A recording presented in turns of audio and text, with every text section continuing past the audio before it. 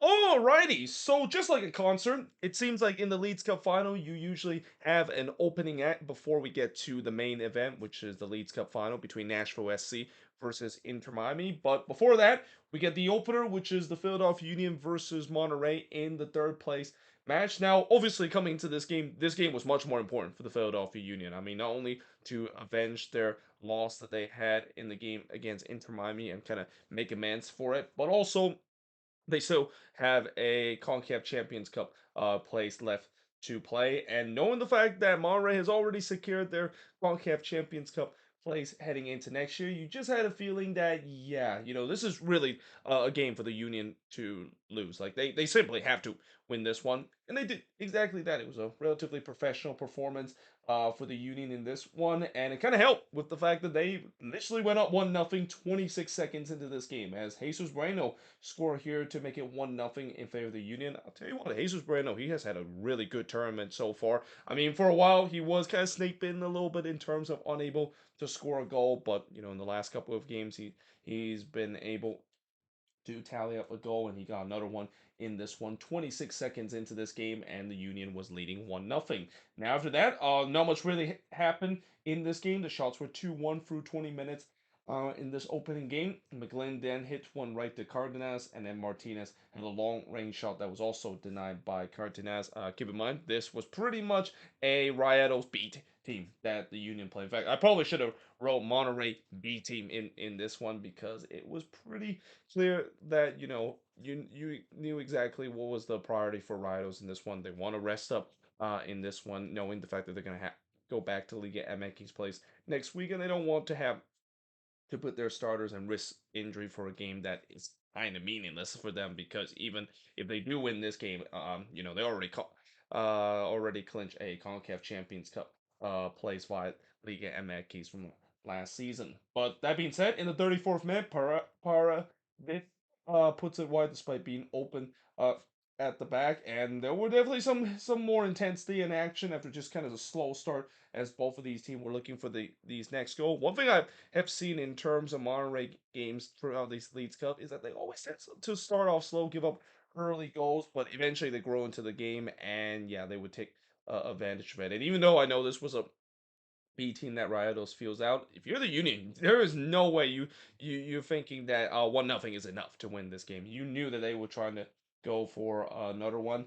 Gastag would then flash one wide on the header before Cardenas would rob Elliott on a point blank volley as the Union was pressing for the second goal, and they do get it in the second goal, albeit in a very controversial fashion as Michael Uru would score from McGlynn to make it 2-0 in favor of the Union, though this definitely looked like it was offside. It definitely looked like Uru was in an offside position, and that I think this probably should have been called back. But I guess maybe knowing the fact that this is the third place match, and pretty much those VAR officials are more interested in terms of how they're gonna rig the game between Miami and Nashville later on. This was maybe a practice run in terms of how to do it. But all kidding aside, yeah, I mean, I am a little concerned now with some of the refereeing that has gone on in this game, and even in the last couple of Leeds Cup game where there has been some really bad refereeing decisions that has really kind of changed how the game play out. I mean, fortunately in this one it didn't really matter, but yeah, that one, I mean,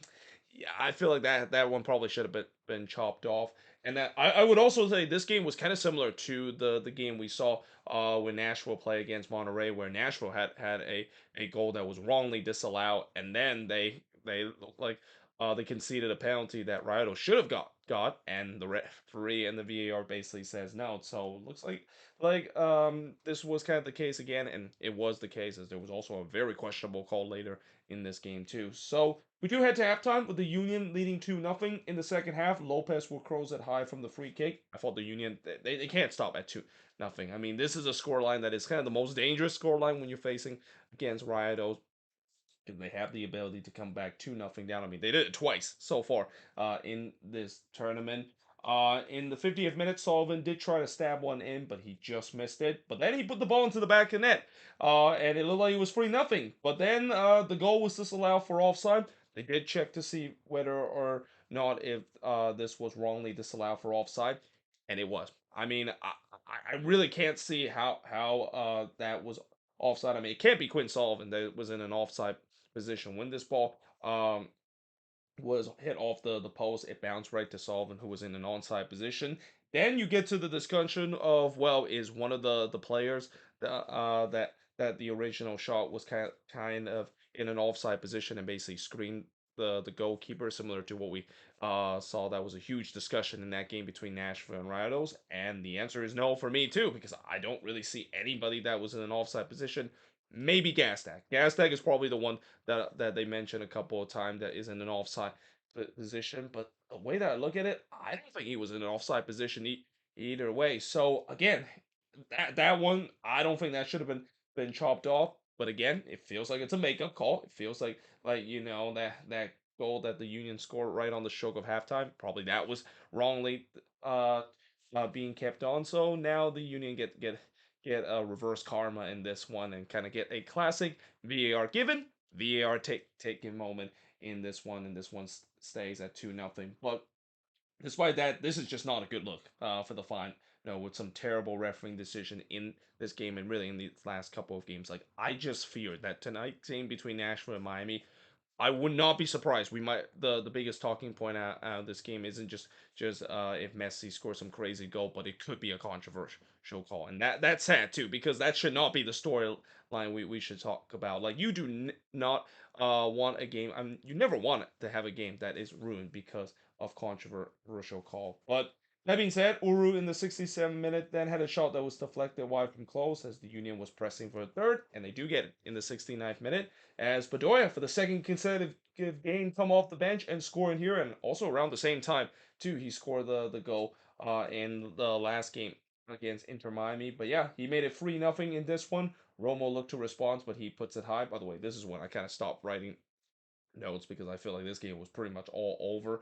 Cardenas then denied Gastag from close range. Well, I said I stopped writing notes, but I didn't really keep too much to this game because it was pretty much over. And then Rojas puts it wide from close range, and it feels like the referee feel like this game is over too, because they didn't even tack on stoppage time in this one. This game ended exactly in the 90th minute with the Union winning 3-0, winning the third place game. But most importantly, have once again clinched their spot of going back to the CONCACAF Champions Cup for next season. But the shots in this one, 14 shots for the 10 that Rayados had, 1 shots on goal for the 9 that the Union has, 7 shots off target for the 4 that the Union has, 1 shot that was blocked for the 2 that Rayados had, and possession-wise, 55% possession compared to 45% possession the Union has in this game. So yeah, in a game where you just had a feeling that the Union is going to win, knowing the fact that Monterrey was pretty much playing a B team. They at least were pretty professional about this one. They were able to get the win and get themselves back in the CONCACAF Champions Cup, which again I know this does not kind of completely made up for them losing to Inter Miami. I'm pretty sure if you ask any Union fans, they would love to have play in the final rather than have this consolation prize. But again, I guess you could also say the consolation prize is for them to get back into the CONCACAF Champions Cup and another chance to redeem themselves and trying to get themselves that elusive CONCACAF Champions Cup trophy. Because I'm pretty sure Jim Curtin team know that, with them coming so close last campaign where they fall to LAFC in the semifinal, they're hungry to try to get back in that tournament and trying to make amends for it, and they're able to do so after getting this win and punch their tickets to the CONCACAF Champions Cup next season. But there you have it. That is pretty much it in terms of this review. Let me know in the comments below, what do you think of this game? I mean, I'm pretty sure there's not going to be a lot of people that's going to keep track of this one. In fact, I don't even know if anybody actually watched this game, because we know the big game is going to be happening later tonight between Nashville and Inter Miami. But that being said, it is kind of the opening act before we do get into the main event. And let me know in the comments below, what do you think of this opening act in terms of Cup Final Day in the inaugural Leeds Cup tournament. But until then, hope you guys enjoyed this video. If you do, make sure to leave a like, smash the subscribe button, and yeah, I of course will see you guys next time.